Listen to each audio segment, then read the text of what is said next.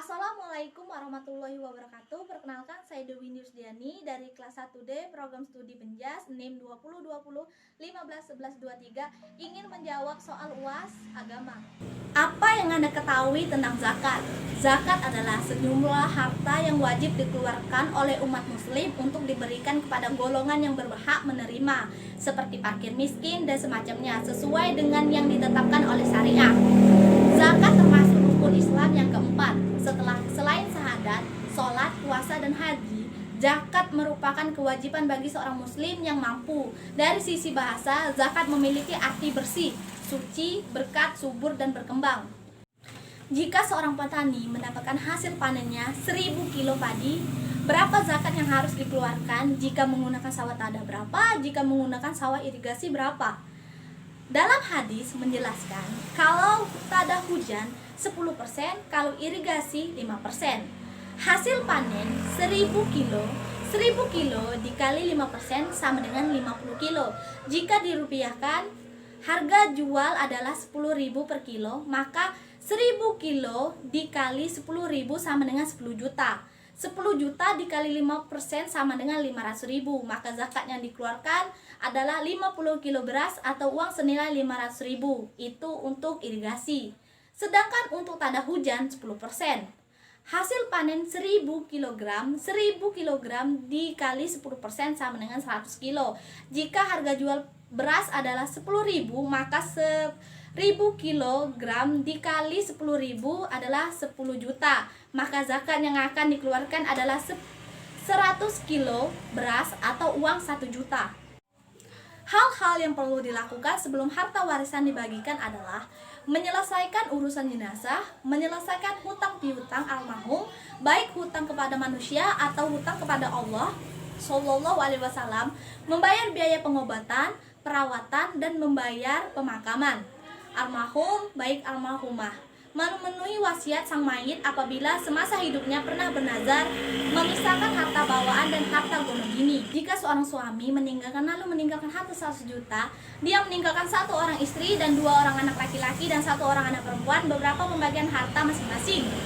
Uang 100 juta dikurang urusan jenazah 20 juta, dikurang hutang piutang 10 juta, dikurang wasiat 20 juta, sama dengan 50 juta.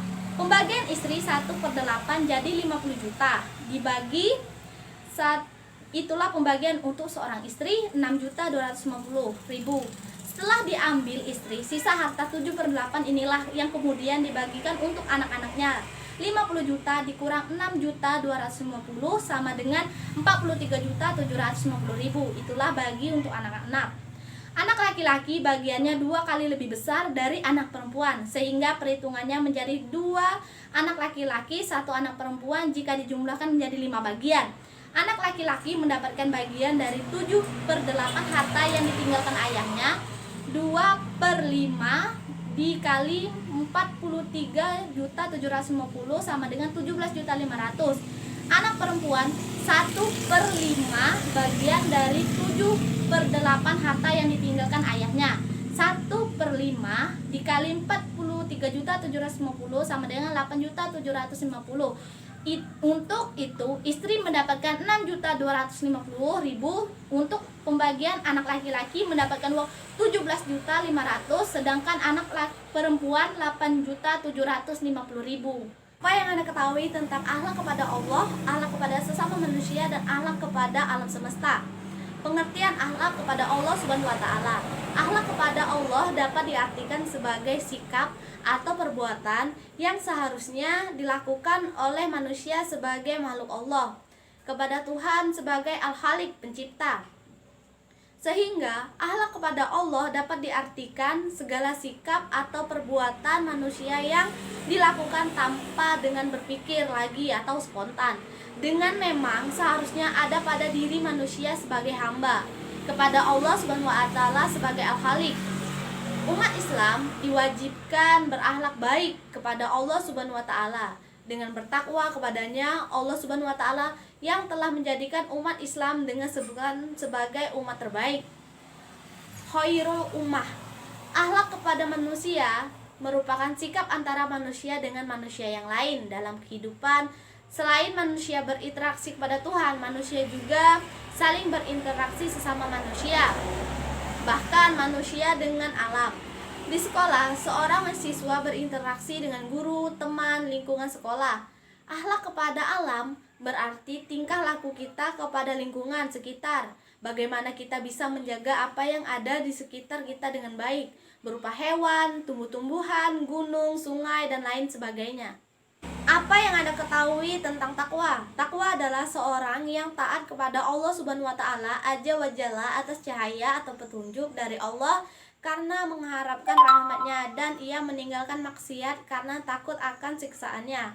Tidaklah seorang dikatakan takwa kepada Allah Subhanahu wa taala jika dia belum menjalankan kewajiban yang Allah tetapkan dan menunaikan hal-hal yang sunnah seperti yang dicontohkan Nabi Shallallahu alaihi wasallam.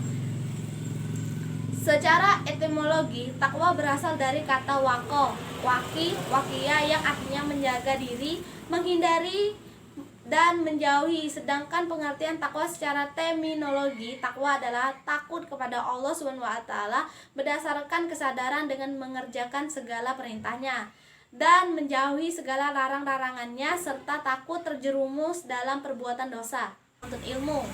Dalam agama Islam, menuntut ilmu itu wajib hukumnya. Pemerintah kewajiban menuntut ilmu terdapat dalam hadis. Menuntutlah ilmu itu wajib atas setiap muslim. Hadis riwayat Ibnu Majah dinilai sahih oleh Syekh Albani dalam Syahih wal Dab'i Sunnah Ibnu Majah nomor 224. Hadis tersebut mengindikasi bahwa menuntut ilmu sangat penting, sebab dengan menuntut ilmu seseorang memiliki pengetahuan tentang akidah, ibadah, dan hal-hal yang bersifat kehidupan. Apalagi jika ilmu-ilmu tentang persoalan duniawi tersebut dapat memperkuat iman dan menuntut manusia untuk lebih taat kepada Allah Subhanahu wa taala. Rasulullah Shallallahu alaihi wasallam bersabda, barang siapa menginginkan soal-soal berhubungan dengan dunia, wajiblah ia memiliki ilmunya. Dan barang siapa yang ingin selamat dan berbahagia di akhirat, wajiblah ia memiliki ilmunya pula. Dan barang siapa yang menginginkan kedua-duanya, wajiblah ia memiliki ilmu kedua-duanya. Hadis riwayat Bukhari dan Muslim. Bagaimana konsep ilmu tentang Islam?